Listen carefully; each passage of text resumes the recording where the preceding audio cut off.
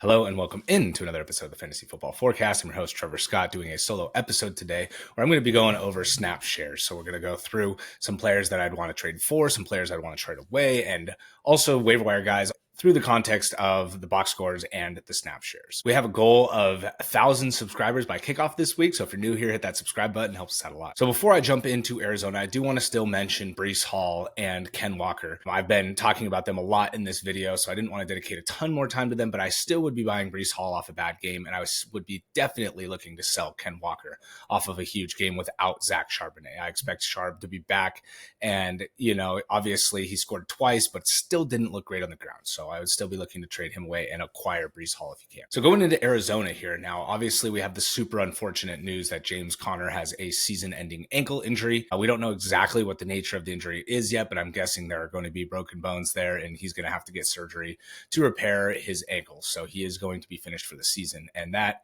opens the door for Trey Benson here. So in this game, before Conner got hurt, it was actually an even split on early downs. Conner had 13 snaps and Benson had 12, and Benson was playing on all of the passing downs. So on third down, right? And that changed a little bit after Conner went out, right? Benson then got all of the snaps on early downs, on first and second down, all of the snaps into Trey Benson, and Emari Demercado kind of came in and played a little bit more on third down. Now, he didn't get all of the third down work because Demercado, you see here, only played 7 snaps in the game. So Benson was still involved on third down. So overall, Benson might just be a huge, huge monster value here. I mean, we're going to get into him at waiver wire too, but you definitely want to be making sure that you put a huge bid on Trey Benson. I don't think that you can spend too much on Benson. I've seen blow all your fab. I maybe wouldn't go that far, but 60, 70%, $60 or $70 out of 100, I think is reasonable to try and get him. And if you do, you're going to have a surefire starter. Definitely expect here that Trey Benson is going to be great. I think he's going to play on third downs. Emari Demercado had a critical drop that would have been a touchdown at the end of that game. So maybe Benson continues to work a little bit on passing downs as well, but he's going to get all the work. You see that he had a 29-yard run too. He's an explosive player. Maybe he doesn't get a ton of, 4-yard type of runs, but it'll be 2-3, and then he'll pop a long one. So I do expect Benson to be a very good player. If we were redrafting right now, I'd say he'd probably go in a similar range, if not higher than where we were taking James Conner, maybe 5th round of your 12-team one quarterback leagues and, 6th, 7th round of, your 10-team superflex type formats. So I do think that Benson is absolutely worth going after here. You see a huge snap share here. He's going to be getting a ton of work moving forward. Next guy I want to talk about here is Woody Marks. So you see Nick Chubb, 9 carries, 38 yards, but that's a pretty big difference than what we've been seeing the rest of the time, right? Where Woody Marks has 6 carries for 27 yards as well.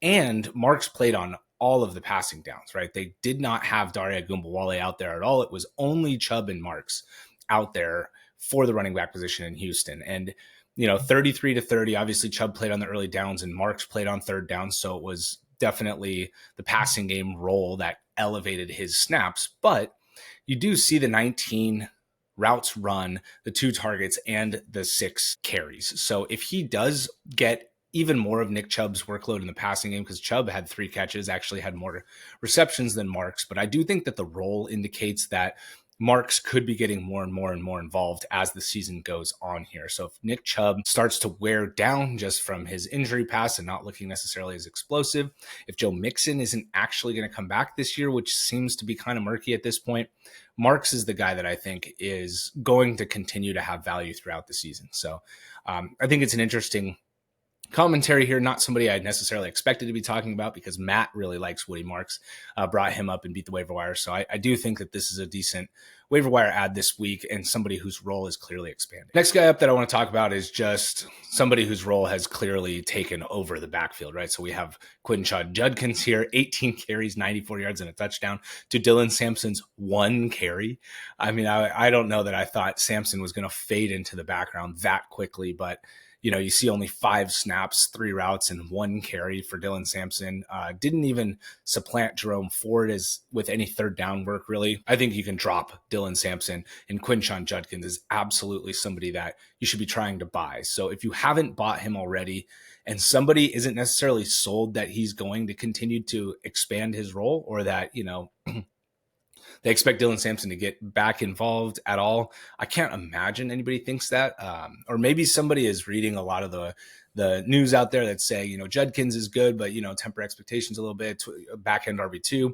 Like, I would be trying to buy at that price for sure, because I definitely think that there's room here for him to even improve. I mean, he ran just as many routes as Jerome Ford. And we did see Dylan Sampson in that early down role get 8 targets in week 1. So I think there's going to be similar opportunities from game to game with the receptions as well for Quinshon Judkins. So definitely number one buy this week is Quinshon Judkins. And if you can buy, call it buy low or buy high, whatever you want to do, buy high is pretty much how I would brand it here.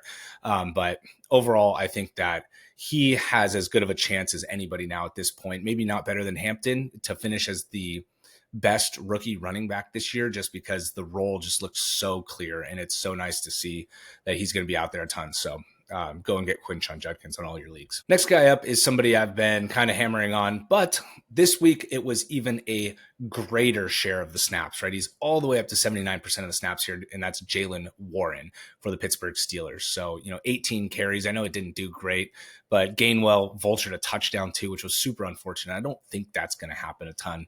Gainwell too, only 14 snaps, ran 10 less routes and had 5 less targets. This is Jaylen Warren's gig. If you have Warren, hang on tight. And if you can sell him super high, I might try and do that. But I'm definitely not just giving him away. I definitely think that this is somebody that you can start the rest of the year. Somebody that, like I just mentioned with Quinshon Judkins, probably going to be a back end running back too for the rest of the year. You see Caleb Johnson, no snaps this week. He is completely off the radar. So until that changes, I think Warren is going to be a locked in starter. And I'm really, really excited about the role expanding since week 1, because I was a little bit worried after that week 1 game. But it's improved over the last 2 weeks. He led the team in targets too, so he's heavily involved in the passing game. Can't be high enough on Warren. Next guy we're going to talk about here is Trevion Henderson. So you see he had 11 carries. He didn't do much with it, 28 yards, but he also led the team in snaps. So this was a big one because it was a changing of the guard-ish. We'll see how much it ends up sticking. But in this game, Ramondre Stevenson lost 2 fumbles, and then they give Gibson the next chance, and he fumbled on the next drive. So it was just like, oh my gosh. This is what we talked about in the preseason about these 3 players too, is that it's only a matter of time before Stevens and Gibson's fumbling issues come to a head, and Trevion comes in and does not fumble inevitably because he's very good with ball security. So Gibson, I don't know how much they're going to continue to give him. It's a little bit annoying that he kind of is sticking around here, but and we'll see how the punishment goes, if it's going to extend into this week, if it was just for that week where they got benched. But Trevion played all the snaps except for 5 snaps in the 4th quarter. So he was the only game in town out there. All the carries went to him, all the targets went to him. So we'll see how it plays out this coming week. I'm really, really hoping this sticks. This is going to be the number 1 guy that I go over next week, is to see how this role translates into week 4. So if you can get Trevion Henderson now because he had a bad game for fantasy, you definitely should be doing that. Kind of try and throw out whatever you can to get him, because I think moving forward, especially second half of the season, but maybe even as early as next week, he's going to get the chance to shine. And once he does, I don't think that's a genie that they're going to be able to put back in the bottle. So very high on Trevion Henderson. Still, I definitely think he's worth buying. I think you're going to see a lot of people saying that the rookie running backs don't have a big enough role, or they're just not performing well enough. And I think that's news and noise that you should be trying to take advantage of to get Trevion Henderson for a very low price. Next backfield we want to talk about is Washington. So we obviously went over this and beat the waiver wire last week, and it played out more or less like we thought. Throw these guys on your bench and see what happens. Chris Rodriguez ended up starting the game. I did mention during Beat the Waiver Wire that it just feels like he's maybe a little bit more talented than the healthy scratch he was to start the year. But overall, we see him get the most carries. We see him start. Obviously, McNichols had the big touchdown run. He had a 60-yard touchdown run where he just ran over somebody in the hole and just took it to the house. And Ja'Cory Cross-Merritt got the other touchdown, 3-point 3 and Chris Rodriguez had 3.5. So kind of similar rushing averages. I do still expect Bill to be the one that you want in the backfield, but he's owned almost everywhere. So if you're going to throw one of these other two on your bench, Chris Rodriguez, I think, is the guy that I would be taking the shot on now. And the snap share too doesn't really tell much different of a story here, right? You got Bill with 23, you got Chris Rodriguez with 22, and you got Jeremy McNichols with 15. They all ran similar routes. I mean, Chris Rodriguez isn't a pass catcher, so I would expect him to run the least amount of routes. But overall, I think we learned that these guys should probably be rostered. We did not learn if one of these guys is going to step above the other. So Chris Rodriguez, I think, worth throwing on the inner bench and just see where this goes to. They also did not throw very many passes. There were hardly any passes thrown in this game. So you see how many rushing attempts they have here, 32. You see Debo got involved too. He had 3 carries. So overall, murky situation, but I definitely still think worth taking a shot on and worth rostering on the end of your bench. Next guy up is Omarion Hampton. So obviously this comes from another unfortunate situation with Najee Harris. Achilles tear. Really, really unfortunate. Such a bummer. And I mean, it's so weird to see Najee have the firework issue and then also an Achilles tear after never missing a game in his whole career. It's just not something that I really anticipated having to deal with as a Charger fan too, where it was like I felt like we were going to have a solid player here. But turning to the fantasy football element here and to the other player, Omarion Hampton, right? You see 19 carries, 70 yards, and a touchdown. And then you see in the snap share too, he had 6 targets, and he turned those 6 targets into 59 yards. He was basically just a monster. I mean, he ran 32 routes. He played on 68 snaps. And obviously they've turned a little bit more pass happy than I think anybody was anticipating. But if Hampton's going to be out there running that many routes and getting that many targets, it's not going to matter. He's going to be great for fantasy. So 20 plus points this week. And as much as I think the window to buy has closed, if anybody is still worried that, about his first 2 weeks and thinks this maybe was like a breakout, but maybe a good opportunity to try and sell him now high, I would be buying high. I don't think anybody was really moving off of Hampton during his bad games. I think that was just kind of like he's a rookie. He's got to get going. Give him a second. So now that he's had a good game, I think he's very much worth buying. I think over the second half of the year, I kind of predicted or said that we could see him being a top 10 running back in the final 8 games during the preseason. And I still think that's very much the case. I still think that can happen. And so if you're a believer in Hampton, I think that you can go out and try and buy him. I don't know that there's a ton of players that you can sell him for, but if you can move up from Breece Hall, Alvin Kamara, Ken Walker, Travis Etienne, any guys in that type of area with an additional receiver and go get Hampton, I think that is something that I would definitely be doing. And the other thing too, even if you want to try and trade down, I mean, Chase Brown, another guy that is below him at this point that you can try and trade up to go get him. But even guys above him, I would still be probably considering, if you had some injuries or if you need additional depth, like maybe you can get a wide receiver too, with Hampton for somebody like James Cook. I don't know how comfortable people are going to be moving off of Cook after having a good pick there. Jonathan Taylor, another guy that you probably got in round 2 that has been playing unbelievably well, that maybe you can even get a better receiver than that. Maybe you can get Brian Thomas Jr. and Omarion Hampton. Not that you want BTJ. So maybe there are other guys there that you can try and get, but I do think overall Hampton is going to be a cornerstone for all fantasy teams. All right, we're going to move over to receivers now. So we got the Cleveland receiving game here, and the guy I want to highlight now is Isaiah Bond. So we've seen him slowly accumulate playing time over the first 3 weeks, and this week he actually had 43 snaps, which was pretty close to in line with Tillman and Judy, a little bit behind both of them, but seeing him have 4 targets, he only caught 2 for 16, as you can see in the box score. But overall, this is going to be a problem for Tillman and for Judy if he's going to be this involved. Now, obviously, he had the domestic violence dispute before the draft, so he actually didn't even get drafted, but he was going to be, a day 2, maybe early day 3 pick if that wasn't hanging over him. And I think Cleveland showed that by paying him 3 years, $3 million deal. I mean, that was the biggest undrafted free agent signing ever. So I do think that they think he's a very good player. He missed all of camp. So, he needed some time to get going here. He actually mixed in between Judy and Tillman in 2 wide receiver sets as well. So he wasn't only playing on 3 wide receiver sets. He is their 1 wide receiver set guy too. So when they're going to run the ball, he's the one out there. That probably contributes to why he ran the fewest routes. But overall, Bond is somebody that in Dynasty, especially if he's still on your waiver wire in any Dynasty leagues, he has to be rostered this week.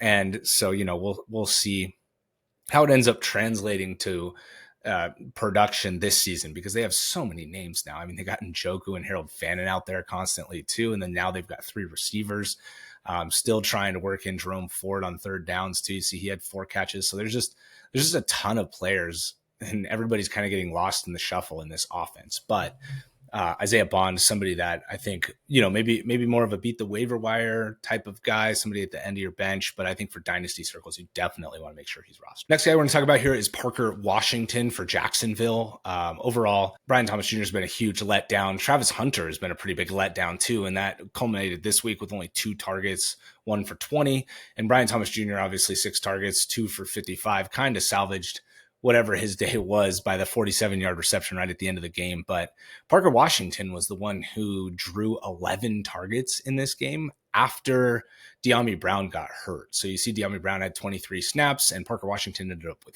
50. And so Parker Washington's the one who stepped into those 2 wide receiver roles those 2 wide receiver snaps after De'Ami Brown got hurt. So Travis Hunter's pretty much only been playing on 3 wide receiver sets, and that's been definitely capping his snaps, but also his involvement in the offense. There's not a lot of continuity there, I guess is a better way to say it. And overall, he had to play more on defense this week too, because they had an injury in the secondary. So that sort of thing, I guess, is going to just happen more frequently. I mean, I don't know that Travis Hunter is really going to be a huge factor in this offense until they kind of figure out maybe more of a consistent way to get him involved. But Parker Washington, 11 targets, definitely somebody that's now on the fantasy radar with De'Ami Brown injury. Next receivers that we're going to talk about is Alec Ayomanor and Calvin Ridley. They ran about the same number of routes. They were out there about the same number of plays. They had about the same number of targets, and their production was a little bit different, right? Ayomanor had the touchdown, caught 4 of his 5. Ridley only caught 1 of his 7. I think it's twofold here. Alec Ayomanor is somebody that you want to roster, somebody that's not owned in a ton of leagues. We put him on Beat the Waiver Wire last week because he was at 47%, but I think that should be more up, closer to 75% as the season goes on, and we could possibly be seeing a change of the guard here in terms of the number 1 in Tennessee. So I definitely think he's a major problem for Calvin Ridley. And if you can get off of Calvin Ridley still, if you can trade him for what his draft value was, or people still think that he's going to be coming around or getting going, with Cam Ward as the schedule eases up, they've obviously had a very tough schedule. Calvin Ridley has been a casualty of that very, very difficult schedule. But I'm super concerned here. I'm very concerned that, somebody we were drafting around wide receiver 30 hasn't done hardly anything. Maybe there are people out there that still like him in your league, and I'd be trying to maybe add him to a trade to improve one of my other players if I could. So overall, super concerned about Calvin Ridley. I'm trying to get off him, even though he's still playing a ton of snaps. And Alec Ayomanor is the guy that I would then try to pick up off the waiver wire and feel like I have at least somebody that I can flex in a pinch. So feel good about Alec, and I would hope that Calvin Ridley still has enough value to kind of get a trade done. Maybe you need some running back help, and you can get somebody like J.K. Dobbins for him. That's definitely something I'd be looking to do. Next up is Trey Tucker. So, Matt's favorite player. No, I'm kidding.